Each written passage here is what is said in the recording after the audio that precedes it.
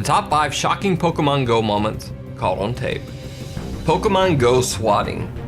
Popular Twitch streamer Summit1G was streaming himself live on Twitch TV while out on a Pokemon Go search in a local park. Unfortunately, some vicious prankster who was watching his stream was able to identify the park he was broadcasting from as Monument Valley Park in Colorado Springs, Colorado. This shady viewer then proceeded to make a fake 911 call and filed a false police report that there were 2 men running around the Colorado park with AK-47 assault rifles. The suspect has an AK-47 or an AR. He says he's planted remote bombs in the park and wants to kill cops. Law enforcement officers rushed to the park to search for these alleged armed assailants. The police arrived ready for battle, armed to the teeth with automatic weapons and assault rifles. At first, Summit1G is unfazed. He simply moves to a bench on the other side of the park. He tells his Twitch audience that there's nothing to worry about. He even says this. I'm not in my house, bro. I'm not in any danger whatsoever. I promise. The cop's not just gonna come up, point his fucking rifle at me for no reason, dude. Trust. Unfortunately, he was very wrong. Literally 30 seconds later, police approached Summit1G and his friend with guns drawn, ordering them to keep their hands up. Alright, maybe we are gonna have guns pointed at us. That's not good. Oh boy. Really hope I don't get shot here. Eventually, Summit1G's feed goes dark. Later, Summit1G tweeted to his followers to let them know that luckily, this time everything had turned out okay. Pokemon Go robbery caught on tape. One night, Aiden from the YouTube channel Aiden's Life was out playing Pokemon Go to record for a new gaming video to post to his channel. At around 10 p.m, a man approached him with a bag and ordered him to put all of his belongings inside. When Aiden hesitated, the man pulled out a large knife and threatened him.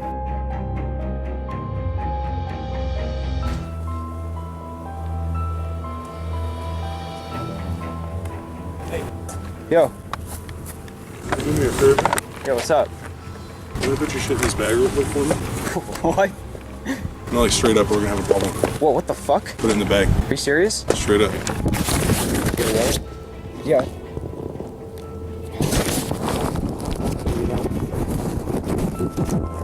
In fear for his life, Aiden put his camera, wallet, and phone into the man's bag, and the mugger ran off into the darkness with all of his valuables.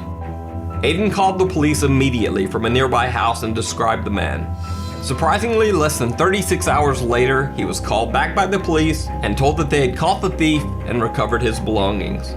After Aiden received his camera and checked the recording, he found that not only did he have all of his Pokemon Go footage from 2 nights before, but he also had a video recording of his own mugging still on camera. Sex offender Pokestop. So in case you're one of the few people not playing Pokemon Go, Pokestops are real-world places in Pokemon Go that you can go to collect such items as eggs and more Pokeballs to be used in the game.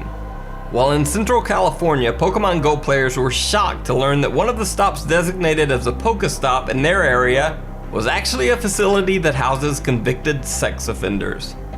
The 72-acre ranch called Sunny Acres is a sober living facility that serves as a temporary home for recovering drug addicts and recently released criminals. So Pokemon Go was actually leading young players to a ranch that houses ex-cons, drug addicts, and convicted sex offenders. Pokemoning and driving. A group of Baltimore, Maryland police officers were responding to an unrelated call when suddenly an out-of-control car speeds down the road and plows into the side of their parked police cruiser. The officers checked the car to find the teenage occupants a little dazed but otherwise unhurt. As the driver of the vehicle stumbles from the car, you can see that he shows the officer his phone. He was playing Pokemon Go while driving full speed through a residential neighborhood. Luckily in this incident, no one was hurt, but the driver could have easily killed himself, the other car occupants, or anyone else in his path.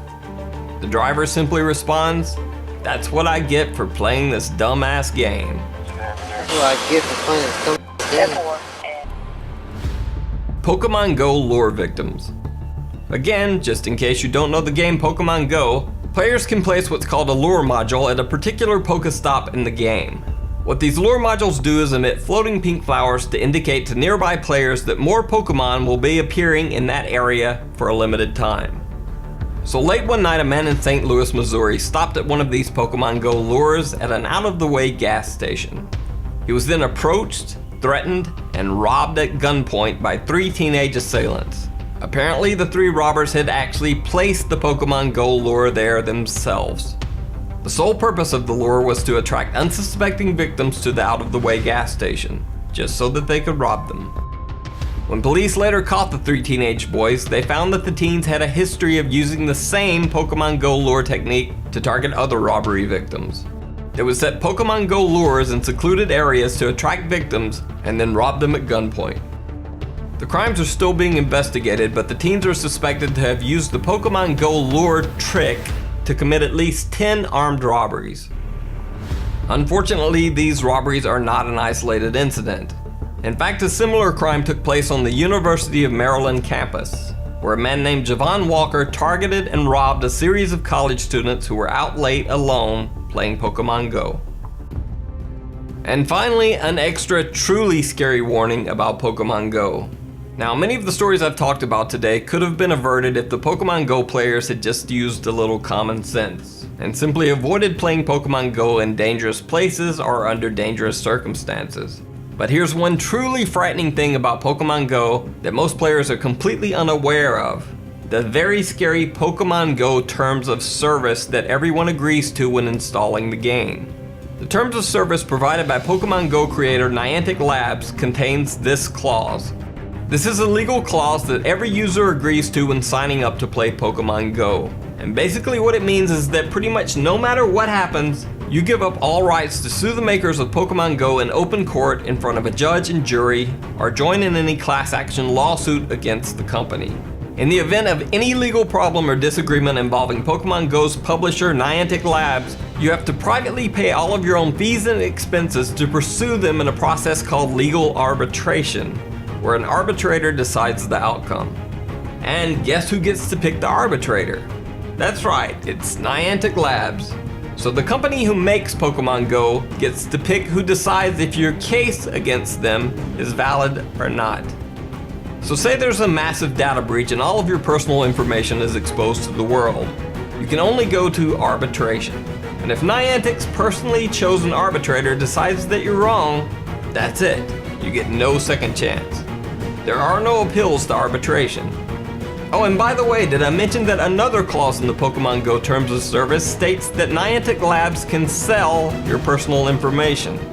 But wait, all is not lost just yet. You can still opt out of this part of the Pokemon Go service agreement within the first 30 days of playing the game. All you have to do is send an email to termsofservice@nianticlabs.com with the subject line arbitration opt-out notice, and a declaration that you're opting out of the arbitration clause in the Pokemon Go terms of service. I've included an example email to help you in the video description below. You can just copy and paste that email and add your own Pokemon Go username at the end of the email where it says your Pokemon Go username here, and send that to termsofservice@nianticlabs.com. Anyway, I hope this helps. Stay safe out there playing Pokemon Go, and thank you for watching.